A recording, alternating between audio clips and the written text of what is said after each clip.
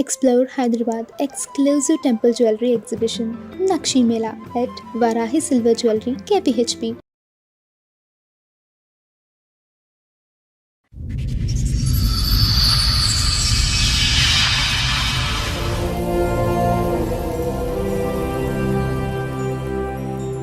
ఒకరోజు ఆపి నువ్వంటే ఇష్టము అది ఇది అనేసి చెప్పాడు. సరే అనేసి మళ్ళీ ఒక 1 వీక్ మాకు ఇంట్లో ఎవరు లేకపోయేసరికి శారీరకంగా ఇద్దరం కలిసి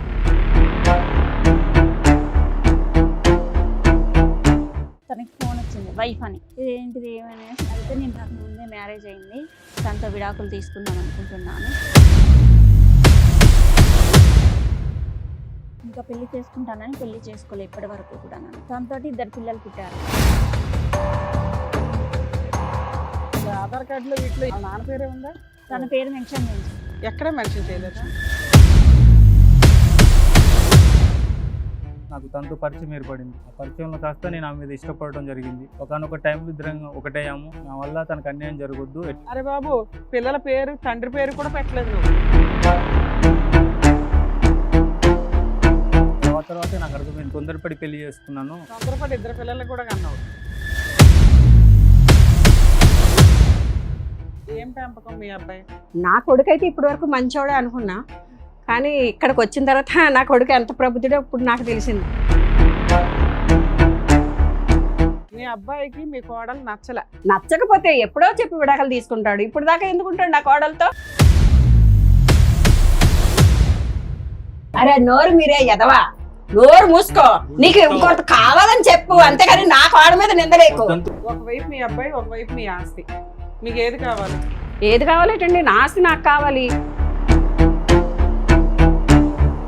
బాబు, నువ్వు 18 ఏళ్ళ నుంచి ఎందుకు బయటపడలేదో మాకు అర్థమైందమ్మా. స్ట్రాంగ్ అమ్మ, కత్తి లాంటి భార్య. నమస్తే, సుమన్ టీవీ సమర్పిస్తున్న పద్మవ్యూహం కార్యక్రమానికి స్వాగతం. మరి ఈ కార్యక్రమంలో మనతో పాటు ఉన్నారు ప్రముఖ హైకోర్టు అడ్వకేట్ రమ్యాకుల గారు. నమస్తే మేడం. నమస్తే. ప్రముఖ సైకియాట్రిస్ట్ డాక్టర్ కళ్యాణ్ చక్రవర్తి గారు. నమస్తే సార్. నమస్తే మేడం. Sir madam. మేడం స్వప్న గారు ఆవిడ సమస్య చెప్పుకోవడానికి ఇక్కడి వరకు వచ్చారు. ఆవిడ సమస్య ఏంటో అడిగి తెలుసు.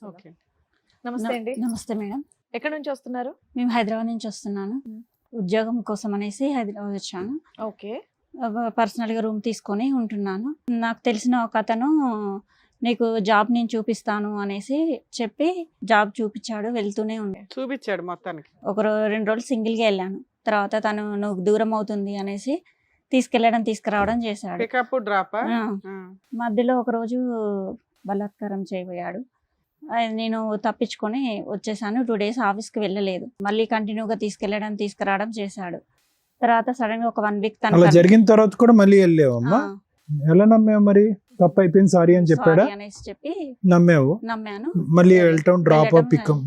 అలానే ఒక రోజు ఆపి నువ్వంటే ఇష్టము అది అనేసి చెప్పాడు. నేను పెళ్లి చేసుకుంటాను అది అని చెప్పేశాడు. సరే అనేసి మళ్ళీ ఒక 1 వీక్ మాకు ఇంట్లో ఎవరు లేకపోయేసరికి శారీరకంగా ఇద్దరం కలిసాము. ఈలోపు మా మమ్మీ వస్తుంది అనేసి హడావుల్లో డ్రెస్ చేంజ్ చేసుకునేలోపు తనకి ఫోన్ వచ్చింది. వైఫ్ అని కాల్ వచ్చింది. ఇదేంటిది ఏమనేసి ఫోన్ పగలగొట్టేశాను. అయితే నేను తర్వాత చెప్తాననేసి వెళ్ళిపోయాడు తను.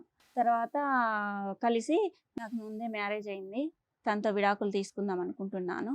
మొత్తం ఆ జర్నీలో నువ్వు ఎప్పుడు అతను అడిగావా నీకు పెళ్లి అయిందా అనే మాట? ఎప్పుడు అడగలేదు. నాకు నువ్వంటే ఇష్టము, నేను మీ కుటుంబాన్ని నేను చూసుకుంటాను అని అన్నీ చెప్పాడమ్మా. ఒక బేసిక్ క్వశ్చన్, మీకు పెళ్లి అయిందా అవ్వలేదా అనేది అడుగుతాం కదా. మీ ఇంట్లో ఎవరుంటారు, నువ్వేం పని చేస్తావు? నాకు ఇంకా పెళ్లి కాలేదని చెప్పాడు. పోనీ ఫిజికల్ గా కలిసే 1 గంట ముందన్నా అడగాలిగా? అడిగాను. నాకు ఇంకా పెళ్లి కాలేదు, నువ్వంటే ఇష్టము, మీ కుటుంబ పరిస్థితులు బాగలేవు, అందువల్ల నేను పెళ్లి చేసుకుంటాను నేను అనేసి చెప్పారు. సరే అనేసి నేను కూడా నమ్మాను అన్నట్టు. మా మమ్మీ వేరే మ్యారేజ్ చేసింది. దులిపేసుకొని వేరే పెళ్లి చేసుకున్నావు. ఒక బాబు పుట్టాడు. తను కూడా మంచి వ్యక్తి కాదు. తాగడము, కొట్టడము, తనకి ఇల్లు ఆస్తి అన్నీ ఉన్నాయన్నారు. కానీ తీరా వచ్చేసరికి తనకి ఏం లేవని తెలిసింది. ఇతన్ని ఎందుకు చేసుకోలేదు?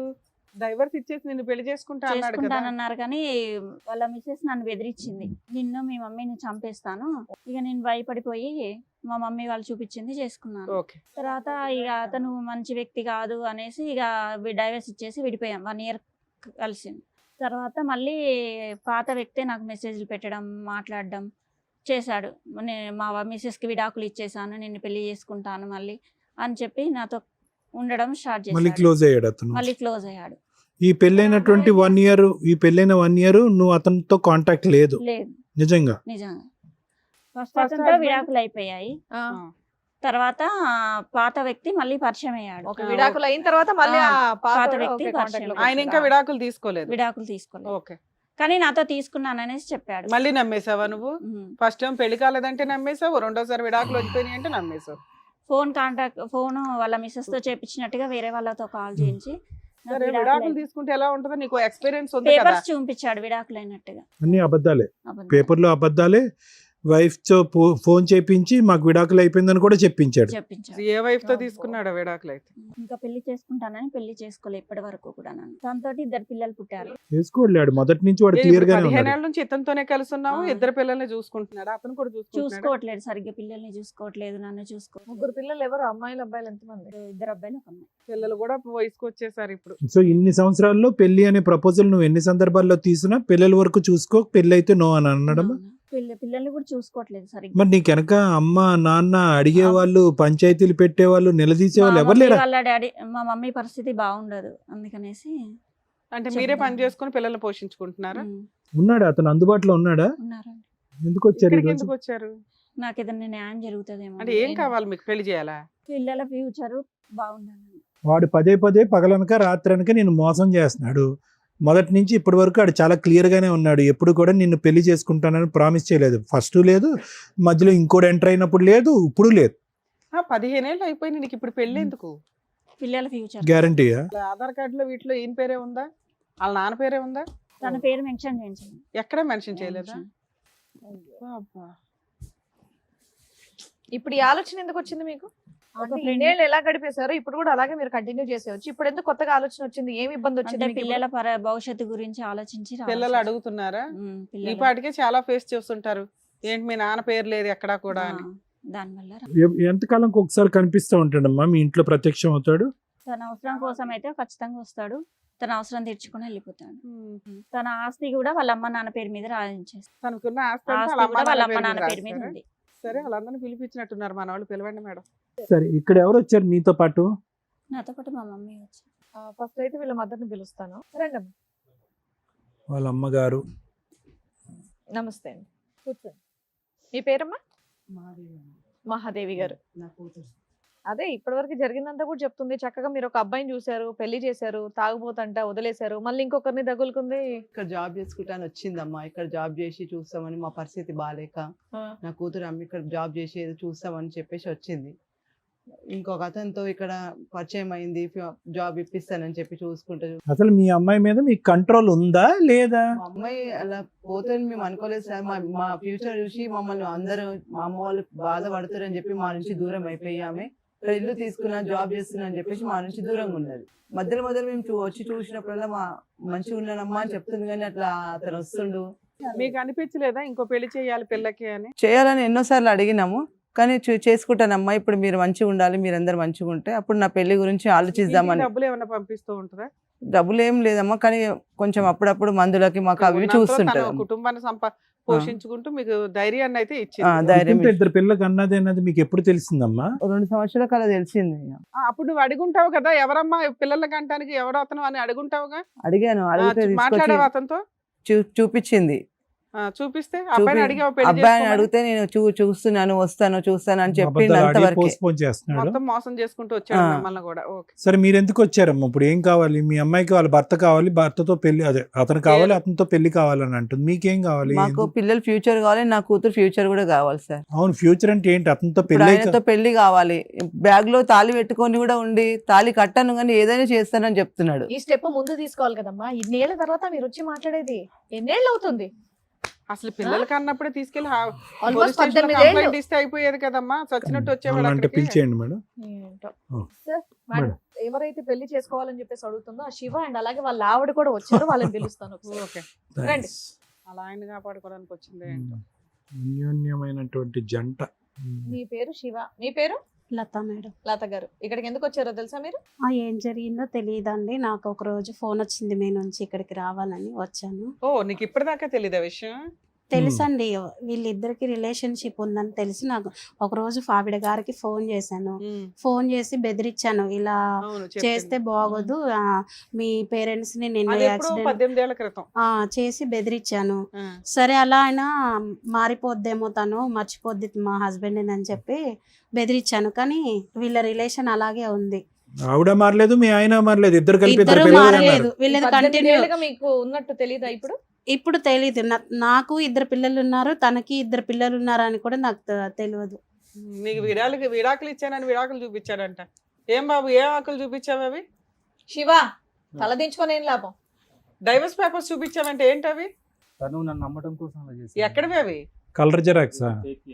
నేనంటే తనను ఇష్టపడుతున్నాను కాబట్టి తనకు మరి ఇట్లా పెళ్లి ఎందుకు చేసుకోవాలని- చేసుకోలేదయ్యా? డైవర్స్ పేపర్లు క్రియేట్ చేసినాడు, ఓ తాళి పడేస్తే అయిపోయేది కదా. ఇటు నుంచి నాకు విడాకులు తీసుకోవడానికి సమయం పట్టేటట్టు ఉన్న పరిస్థితిలోనే ఏది అంతలా 30 ఏళ్ళు చూపించాల్సి 20 ఏళ్ళు వచ్చింది పట్టిందా? మేడం. తనతో నాకు ఉండటం ఇష్టం లేకనే నేను తనని ఇష్టపడాల్సి వచ్చింది మేడం. ఆ అమ్మాయికి ఎటువంటి న్యాయం చేయాలనుకుంటున్నావు, ఆ అమ్మాయి పరిస్థితిని అలా ఎందుకు క్రియేట్ చేసావు, మొత్తం స్టోరీ చెప్పు. మొదటి భార్యతోటి నాకు చాలా విపరీతమైన టార్చర్స్ ఉన్నాయి సార్. ఈవిడ కాదా ఆవిడగా ఇంకెవరు తనతోటి ఉన్నారా? తను ఎప్పుడు ఆస్తి కోసం Hmm. తను హ్యాపీగా ఉండడం కోసం పట్టించుకోవడం తప్ప నా గురించి ఎక్కువ పెద్ద కేర్ పట్టించుకోలేదు. తీసుకునేది కాదు. నువ్వు బాగా నెగ్లెక్ట్ గురయ్యావు.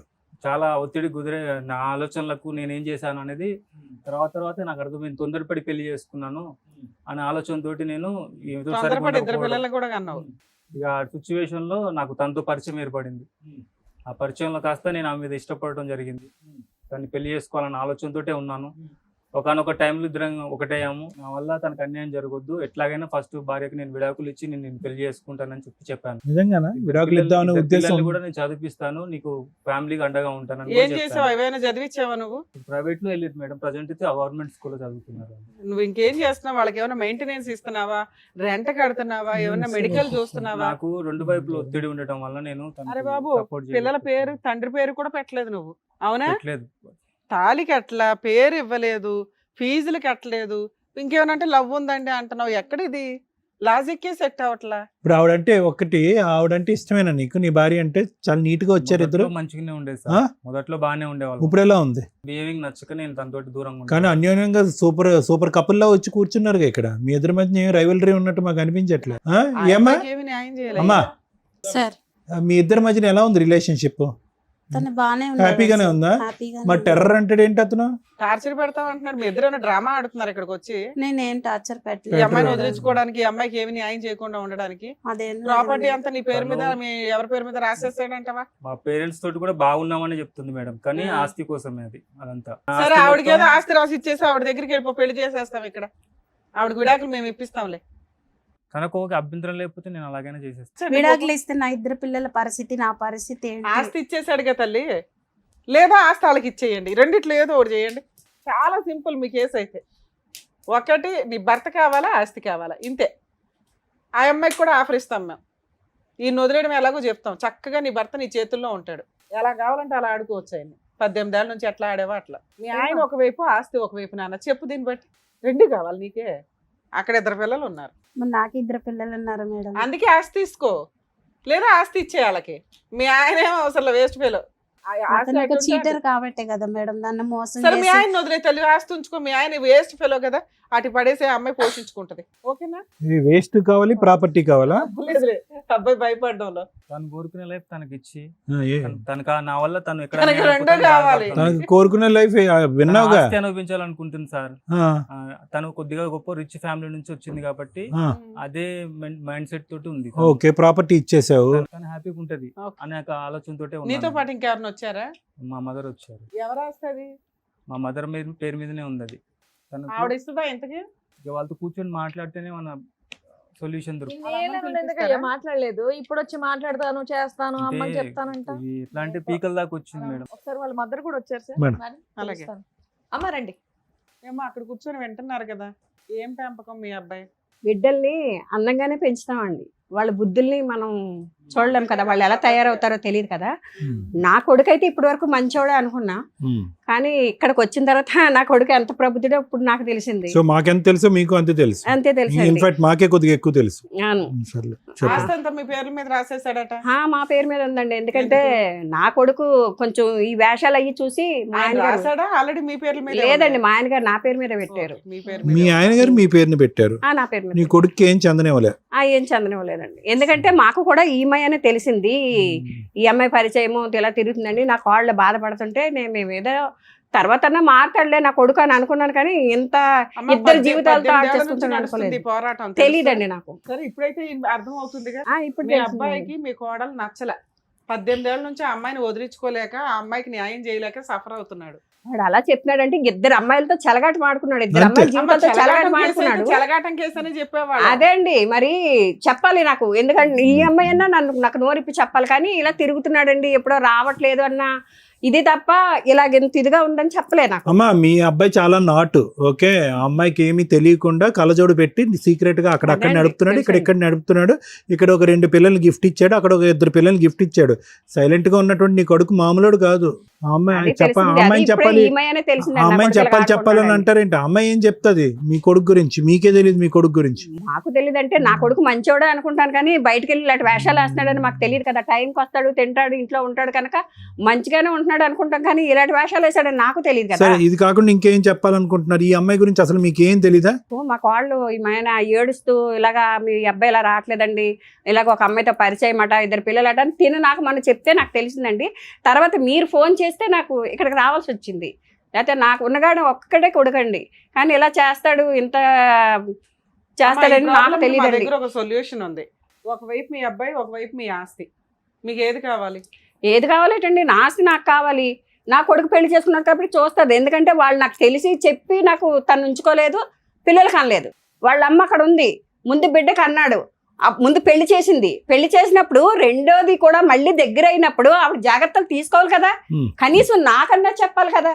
అడ్రస్లు అడుక్కొని ఈ రోజుల్లో అన్ని పబ్లిక్ ఫోన్లు ఉన్నాయి, అన్ని ఉన్నాయి, వచ్చి ఏంటి ఇలా చేస్తున్నాడని ఆవిడ చెప్పాలండి మాకు. ఆవిడ చెప్పకుండా తెలివిగా కూతురు 2 బిడ్డలు కనీసి ఇద్దరిని ప్రశ్నించక ఇద్దరిని చూసుకొని ఇప్పుడు ఆస్తి కావాలి, నా కూతురు ఫ్యూచర్ కావాలంటే ఇప్పుడు ఎలాగొస్తుందండి ఆస్తి ఫ్యూచరు? పోషించుకోమనండి, నేను ఆస్తి ఎలాగిస్తా? మేము ఇమ్మని అనట్లా. ఇక్కడ 2 ఆప్షన్స్ ఉన్నాయి. ఆ అబ్బాయి అటే వెళ్దాం అనుకుంటున్నాడు, ఆ అమ్మాయి మీ అబ్బాయి కోసమే వెయిట్ చేస్తుంది. ఇక్కడ తప్పు చేసిన వ్యక్తి వాళ్ళకంటే ఎక్కువ మీ అబ్బాయి, అవునా? అది మీరు అర్థం చేసుకోవాలి.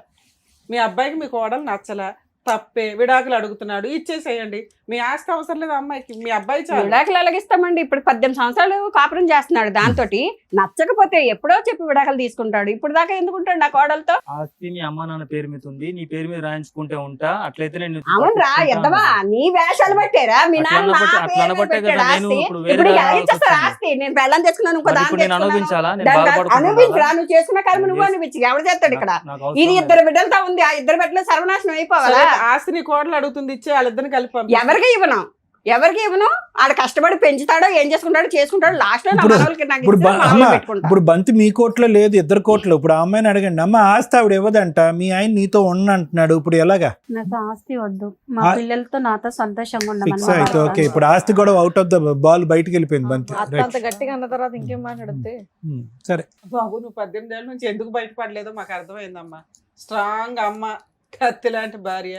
బాబు ఇప్పుడు అదేనా నీ ఐడియా ఏంటంటే కనుక ఈ అమ్మాయిని వదిలేస్తాను అనేటటువంటి మాట అంటే కనుక మీ అమ్మ భయపడిపోయి మీ ఆస్తి మీ చేతిలో పెట్టేస్తుంది అనుకున్నావా? అమ్మో టైగర్ అక్కడ. అంత ఫీల్ లేదండి, నా కాళ్ళు ఉంటది, అసలు విడాకలు కూడా ఇవ్వదు.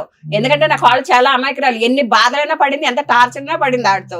అందుకని నా కాళ్ళు నేను చూసుకుంటా. నువ్వు అనిపించుకో, తమ్ముడు, అసలు నీకు చెప్పే అధికారం కూడా లేదు నీకు. నువ్వేమైనా చెప్పావా? అమ్మ నేను ఇంకో దాన్ని ఉంచుకున్నాను, దాంతో 2 పిల్లల కన్నా నువ్వేమైనా నాకు చెప్పావా? ఆవిడకి ముందే తెలిసి ఉంటే చెడుగు డాడేసి ఉండేది. సార్ మన వాయిస్ ఎలా ఉంది, పని చేయాలా ఉంటే తెలుసా? పడిపోయి కింద దొల్లేస్తావు. ఆ అమ్మాయి 18 years 15 years ఎందుకు ఆగింది? ఈయన ఎందుకు ఇంత కనీసం ఒక పేరు కూడా ఇవ్వలేకపోయాడు? ఎంత ఇష్టం చూపిస్తున్నాడు అంటే లాజిక్ ఇంతే. అమ్మ ఇప్పుడు పరిస్థితి ఇలా ఉంది. ఏం పేరన్నా? స్వప్న అమ్మ. ఏం చేద్దాం? ఏం చూసుకుంటాడమ్మా? చూస్తున్నావు కదా, ఇప్పుడు వాళ్ళ అమ్మ వాయిస్ విన్న తర్వాత buy 1 get 1 ఫ్రీ, మీ ఆయన వస్తాడు, ఆవిడ కూడా వస్తుంది. రెడీయా నువ్వు? పెట్టిబేడ సర్దుకుని అందరూ పారిపోవాలి. అంత ఈజీగా లేదు ఇక్కడ పరిస్థితి. ఇది ఏదైతే ఉందో ఇది ముందే మీరు ప్రెడిక్ట్ చేసుకోవాలి. మీ ప్రెడిక్షన్ ఎక్కడికి వెళ్ళింది? మీ అమ్మ ఉన్నది దేనికి? నువ్వు కడుపు వచ్చినప్పుడల్లా డెలివరీ చేయటానికి మీ అమ్మ ఉన్నది. ఎవడొస్తున్నాడు, ఎవడు ఈ ప్రెగ్నెన్సీ చేస్తున్నాడు, ప్రెగ్నెన్సీ చేసిన తర్వాత ఈ తుమ్మితే ఊడిపోయేటటువంటి ముక్కు ఉంటుందా ఊడతాదా, రేపొద్దున ఆల్రెడీ చెడిపోయినటువంటి నా బిడ్డ జీవితం ఇంకా కళ్ళెదురుకుంటేనే చెడిపోతుంది అనేటువంటి అప్పుడు తీసుకొచ్చినటువంటి సంబంధం కర్మ కాలింది, ఆడు పోయాడు. రెండోసారి కళ్ళెదురుకుంటే జీవితం నాశనం అయిపోతున్నప్పుడు మీ అమ్మ ఏం చేస్తుంది? ఇప్పుడు ఆవిడకున్న నోరు మీ అమ్మకి లేదా?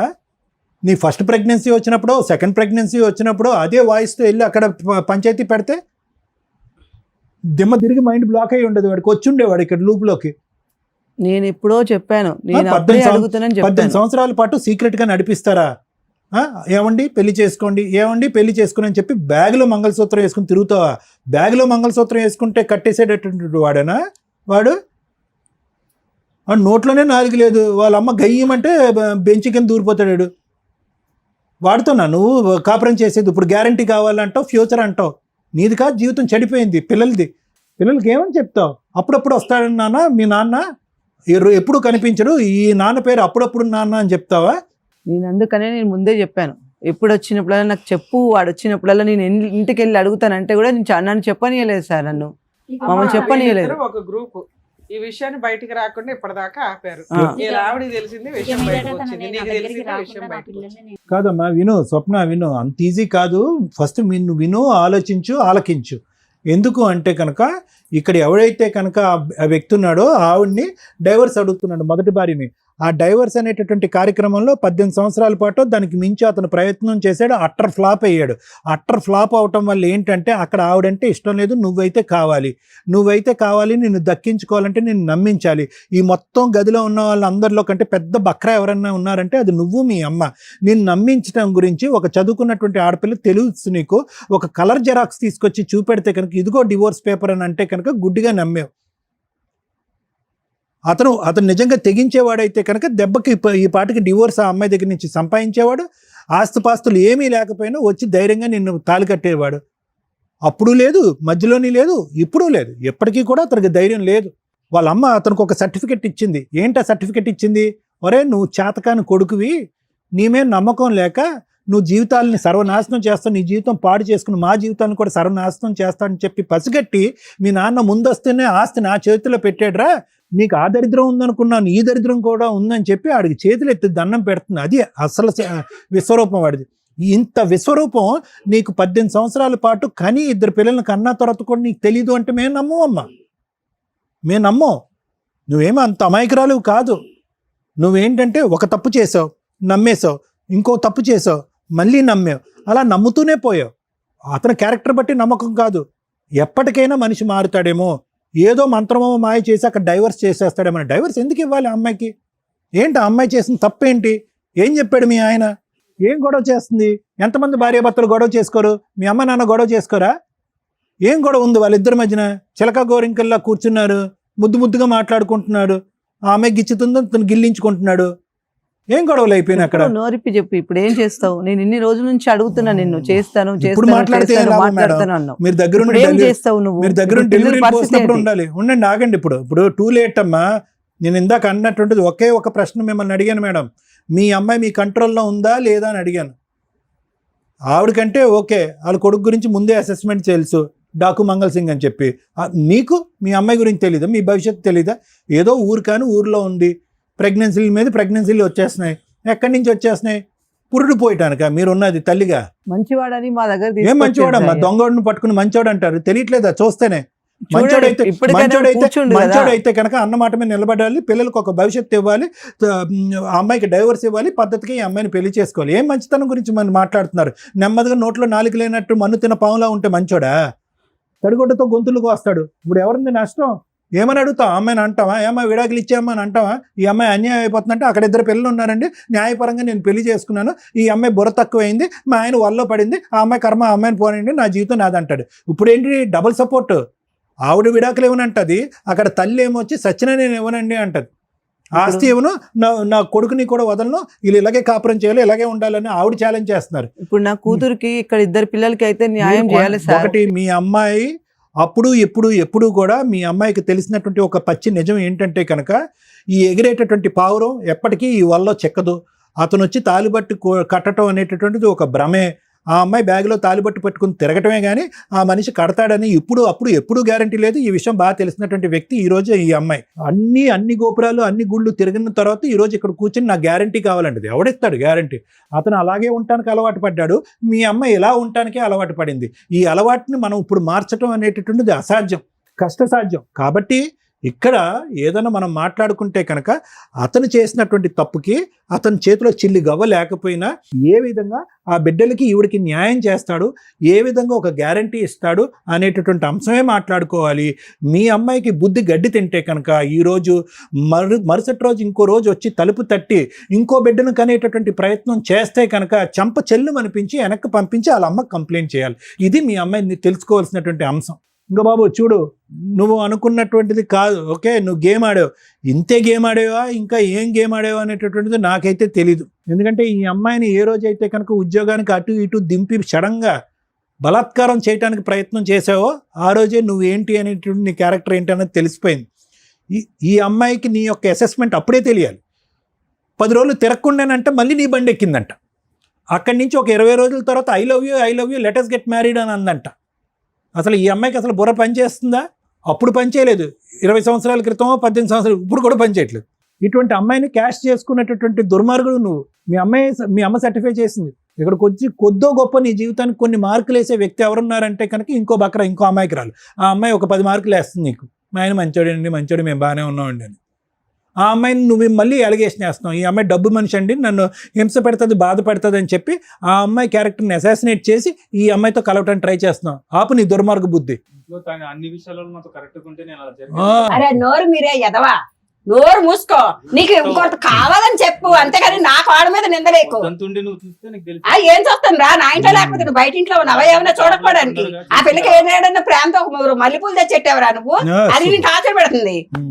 ఎదవ మాటలు మాట్లాడుకో, చూస్తా మళ్ళీ. నువ్వు కూర్చి మారు, పక్కన కూర్చో, అతని పక్కన. ఇప్పుడు మాట్లాడు. ఏమంటున్నా నువ్వు? ఏమంటున్నావురా? అరే ఏం తెలియాలి, లంపగా కొడతాను మళ్ళీ నువ్వు. ఏ రోజు నా పిల్లతో సరదాగా ఉన్నావా, ఎక్కడికైనా తీసుకెళ్లావా, అందంగా చూసాడా? మేడం అసలు నా కోళ్ళని చెప్పడం కాదు కానీ అలాగే ఇంట్లో పడి ఉండేది మేడం, దానికి అసలు ఏం తెలియదు. నేను అలా ఒప్పించి ఇప్పుడు 18 సంవత్సరాలు బట్టి చూశాను.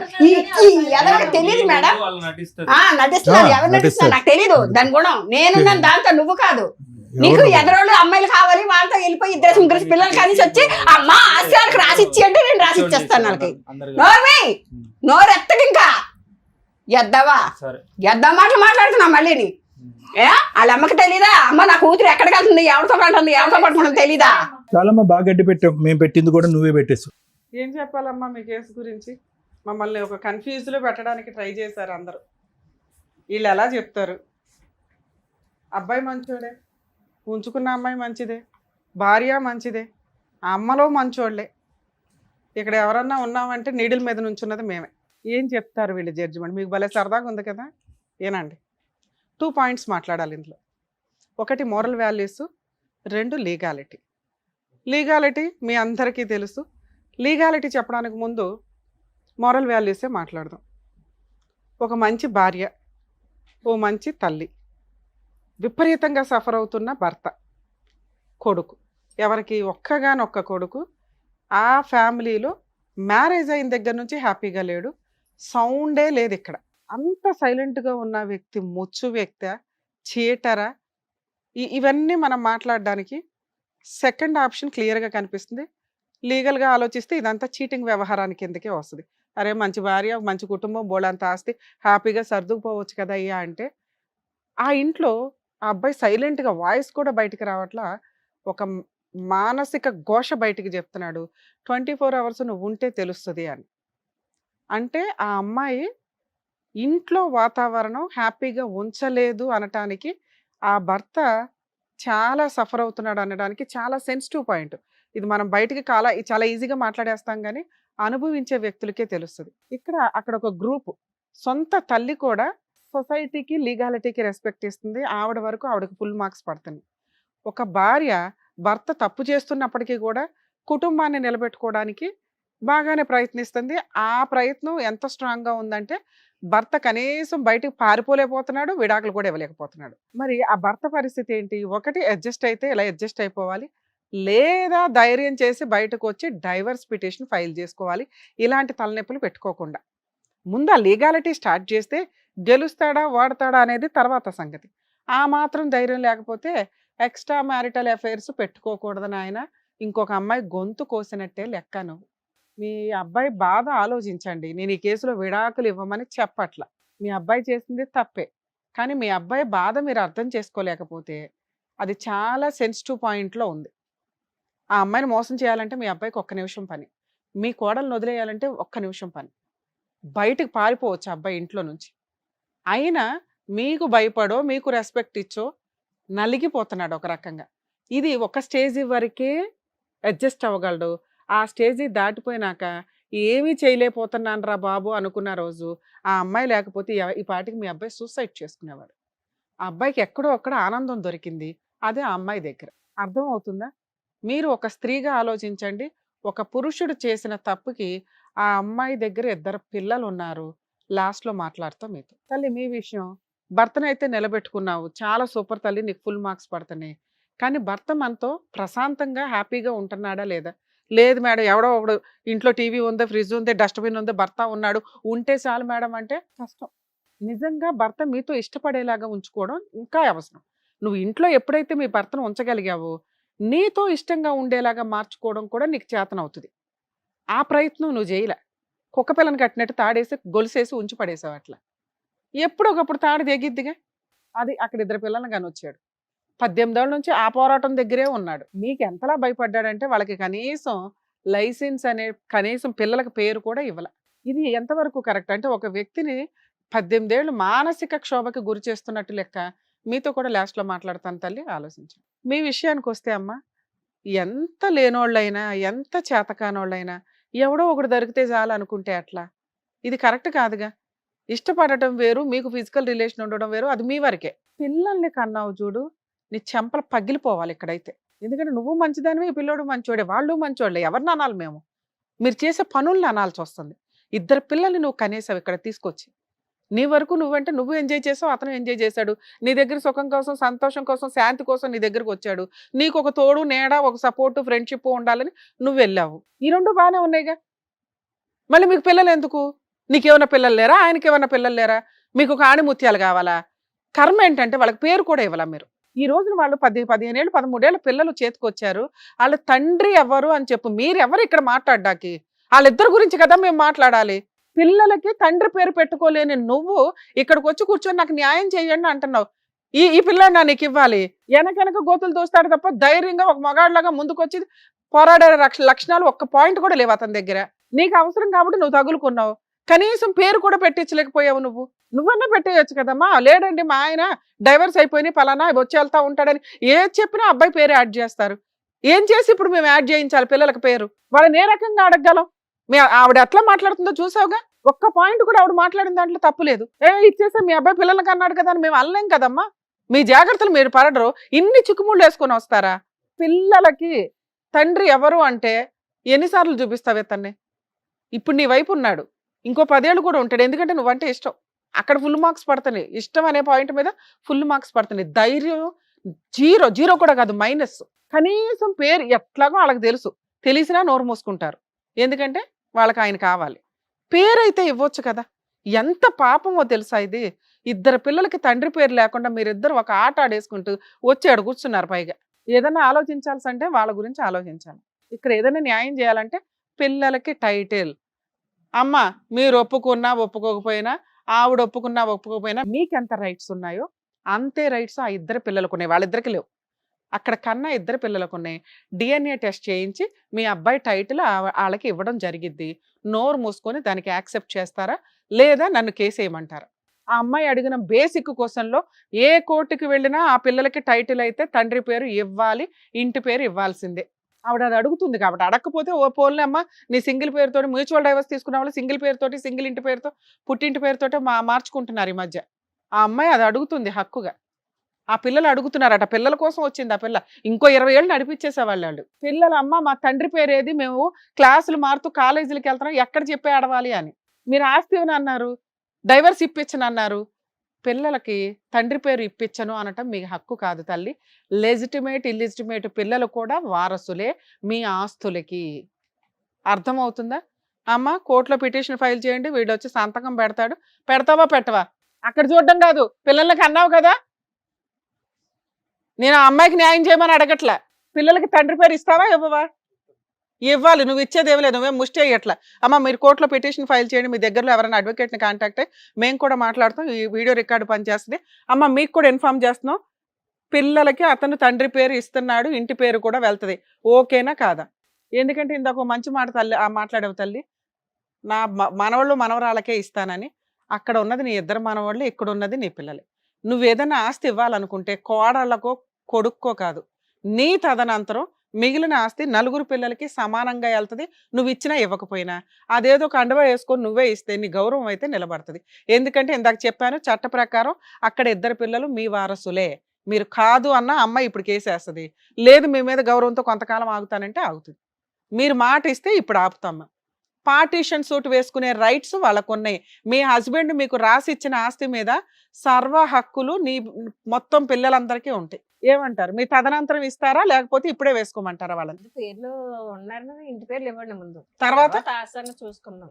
నువ్వు ఇక్కడ అంటేనే దాన్ని ఆపుతావు, లేకపోతే రెండు కలిపి వేయించేస్తాను. అమ్మా నీ తదనంతరం తల్లి ఎవరు తింటే ఏంటి, నీ వారసులేగా అక్కడ తినేది. అమ్మా నువ్వు చేసిన ముష్టి పనికి భూప్రపంచంలో కోర్టుకి వెళ్ళినా ఓ 10 ఏళ్ళు పడుతుంది ఈ పంచాయతీ. పిల్లల కోసమే మేము న్యాయం చేయగలం తప్ప నీకు ఎటువంటి న్యాయం మేము చేయలేం. పిల్లలకి కూడా మేము ఇప్పుడేమి ఇప్పించట్లేదు, ఎందుకంటే 18 ఏళ్ళు నువ్వు ఆల్రెడీ సర్దుకున్నావు. ఇంకొక కొంతకాలం ఆవిడ బతుకున్నంతకాలం సర్దుకోండి.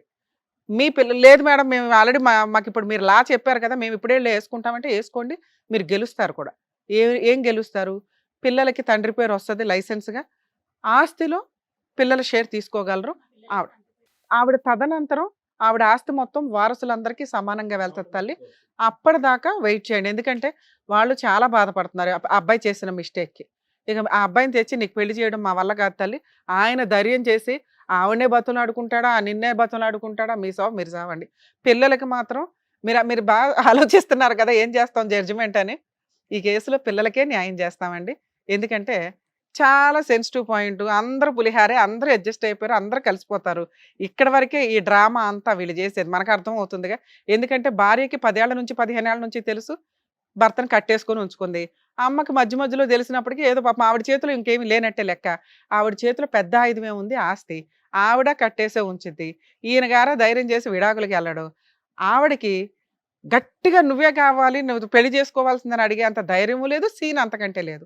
సో ఇక్కడ మనం న్యాయం చేయాల్సింది ఎవరికి? పిల్లలకి. మా వంతు ప్రయత్నం మేము చేసాం. పిల్లలకి తండ్రి పేరు ఇస్తున్నాం, ఇంటి పేరు ఇస్తున్నాం. ఫ్యూచర్లో ఆ పిల్లలకి ఎప్పుడైతే ఆస్తి వస్తుందో ఆ టైంలోనే నీ పిల్లలకి వస్తుంది. అప్పటిదాకా మీ అందరికీ నమస్కారం తల్లి. All the best. Thank you so much sir. Thank you so Thank much you. Madam. మరో కథతో మళ్ళీ కలుద్దాం.